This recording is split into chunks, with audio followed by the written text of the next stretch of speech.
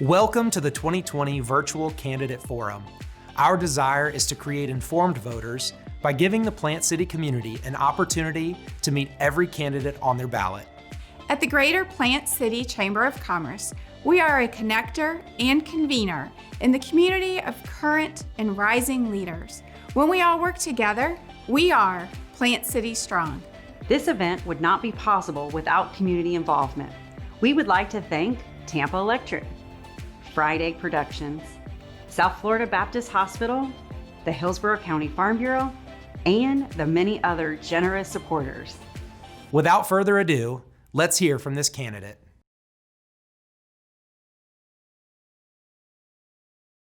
Hi, I'm Deanna Hurley, and my business, Deanna Hurley Photography, is a member of the Plant City Chamber of Commerce. I'm also proud to serve on the board of directors. Our Government Affairs Committee has prepared a few questions for every candidate on the ballot running for a position that will represent residents of the Plant City community. Today, I'm here with Scott Hottenstein, who is running for State Representative District 57. Scott, will you give us a quick introduction so our viewers can get to know you? Sure, thanks, Deanna, and thank you for having me and doing this for all the residents of Plant City. Like you said, I'm Scott Mr. H. Hottenstein, and I am running for state representative in District 57. Now, District 57 is southeast Hillsborough, but there's a teeny tiny part that is technically in Plant City, and that's down by State Road 60, I think by Beesville and Hopewell and down in that part. So there are some Plant City residents in my district. But like I think you said in an email to me, a lot of people who live in my district go up and work in Plant City, so that's good.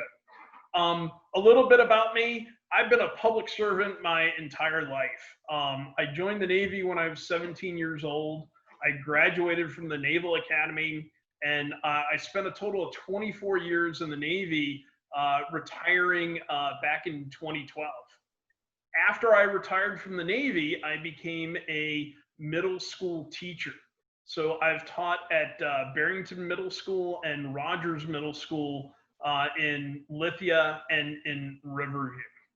My wife is a middle school counselor. We were at the same school, which makes commuting a lot easier now. And I have two boys. One son just finished up with his first year of college at Florida Tech, and I have a rising junior at our local high school here in Lithia. As a naval officer, and actually, I think that's it for bio. I keep going, but you might ask a question that I might give you the answer to. So I apologize. I'm going to stop myself there.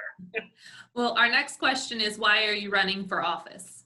There you go. So why am I running? So here's the deal. As both a naval officer and as a teacher, I have a proven track record of doing two things. I get the job done. I take care of people. When I was in the Navy, I had command of the Navy Reserve Center. This was sending people off to Iraq and taking care of their families back home. Later, I became second in command of a ordnance battalion, sending more people off to war and bringing them home. And then I volunteered and led a battalion of 450 people in a combat zone. A bunch of nice places like Kuwait and Iraq and Kyrgyzstan and Afghanistan. I was in all those places. I'm proud to say those 450 sailors all made it back home to their loved ones, which was not true of every other battalion that came before us and afterwards. As a middle school teacher, I was named a Teacher of the Year finalist for Hillsborough County in 2019. What that meant was I was in the top 5 teachers out of the entire district of over 10, 15,000 teachers. So I'm very proud of those accomplishments, and it proves that I can get the job done and take care of people. I think we need that in our state government now. I think our state government is failing us when it comes to issues like public education, public health, public service, and we've seen a lot of this since the start of COVID-19 in unemployment system, support of small businesses, e-learning and education, and those kind of issues. So I think we want people who can get the job done and take care of people in state government, and that's why I want to continue my public service as your next state rep. During your time in office, what do you plan to do for the Plant City community? So for the Plant City community, again, I just have a teeny tiny part, but everything that all state representatives do affect everyone in the state. So my areas of focus, just given my background as a retired naval officer and a current school teacher, public education is huge. That's like my #1 priority. We need to fund our future. And this includes teacher pay, which you may or may not heard a lot about recently with the governor signing the teacher pay increase, but it's just the general funding of public education and ending the test and punish culture that we have, and really focusing on our students and the families and providing the education they need, not, a standardized test that we want them to pass. When it comes to public health, we need to do better in being prepared for, the next pandemic. I was looking at a webpage, and there were 3 stories. There was a brain-eating amoeba in Hillsborough County. There was bubonic plague somewhere else in the world, and more flu coming our way. And we need to do better being prepared for that. And just public service. I want to be the state representative with the best office for constituents, where if there's a problem, you're not getting your benefits, you have a problem with whatever it is, you could come to my office and I will respond, and I will be out with the public, talking with them, town halls. My phone number will be publicly available for anyone to call at any point, and just responding to the needs of citizens. And that goes for the Plant City community and all the different communities that I serve in District 57. And due to the increase in tourism and spending this year, how will you address the budget shortages? Where will you cut and where will you prioritize? So that's kind of the $1 million question, and that kind of touches on the public service component that I want our elected officials to lead. And I think we have cut, we've eaten $1 billion out of the $4 billion of reserves that we had in the state government since COVID-19 started. So here's the deal. We should have a special session now to address this. We're not. We're kind of waiting after the November election. That's fine. What do we got to prioritize? We got to prioritize the people first. We got to prioritize the education of our children. We have to prioritize getting unemployment benefits to people who've lost their jobs. We have to prioritize the business owners who are hurting, and either provide incentives for them to do something different while we're undergoing COVID-19, or we need to, give them programs that will transition them into a different business that isn't shut down. Where do we cut? The governor went through and did a whole bunch of different cuts to the budget. I think he cut a couple of billion out of the $93 billion budget. Some of those cut people programs, but gave we gave 500 million back to larger corporations who are not hurting as badly as the people and the small businesses in our local communities. So right there, 500 million in big corporate tax cuts. Let's invest that in our people and our local businesses, not businesses that maybe have a lot of their business outside the state of Florida. And last question, if elected, what is your priority for your first term in office? So again, my priorities are public education, public health, public service. And it's interesting that when I'm elected, every legislative term, you're only allowed to sponsor 6 bills. And you say, these are the 6 things I want to get passed.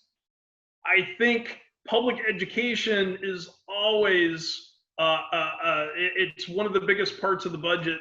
I would be for anything that increases funding, that ends test and punish, but I'm not sure it would be a specific thing for me. Some specific things I might want to focus on kind of come from things that I hear from former students. I have a bunch of former students who are helping me on this campaign. They helped me when I ran for school board. And I would write bills on sexual assault in high school. One of my former students did a little research and then met with our school board and a state representative here in Hillsborough County. And she found out that 10.7% of high school students reported that they had been raped in the past year. We need better programs to capture the data that should already be recorded with Title IX. So we need a program to address that. I would try to focus on that. I have a student who is a type 1 diabetic, and she went through an awful period last year where she lost her insulin pump, and then the insurance company wanted to change the type of insulin that she had used since she'd been diagnosed. Plus, they're raising the price of insulin. I would like to work on a bill that would cap the price that you would have to pay for any kind of life-sustaining medicine like insulin. Plant City, I know, has a lot of agricultural, a lot of rural areas, and a small part of Plant City is in my district. But in the southern part of my district, down in the Waimama, in the Balm area, I would probably work on a bill to protect those lands, to protect those farms from overdevelopment. We're overdeveloping parts of our county, and a lot of it is in my district. And then we're increasing traffic, we're increasing the burden on our schools, and we don't have money to build new schools. And so a lot of that burden is falling on our residents. We're sitting in traffic, our schools are overcrowded. So I would probably work on a bill that would protect our agricultural and our parkland, our preserves, and not overdevelop the eastern part of Hillsborough County.